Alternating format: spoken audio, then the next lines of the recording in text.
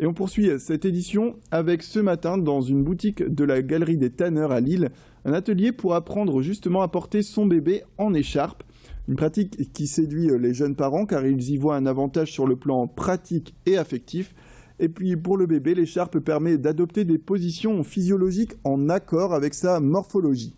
Il faut savoir que les formations au portage de bébé en écharpe sont de plus en plus fréquentes dans la région, qui reste le Nord-Pas-de-Calais pionnier dans le domaine de la petite enfance.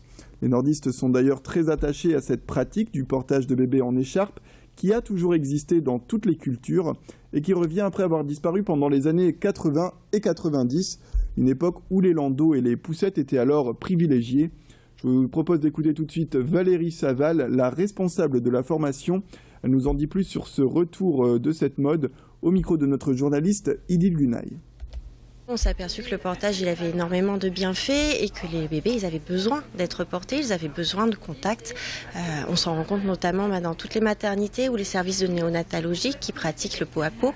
Donc le fait de garder son bébé tout nu contre soi pour qu'il puisse profiter un petit peu de sa chaleur et puis de tous les échanges qui peuvent passer par la peau.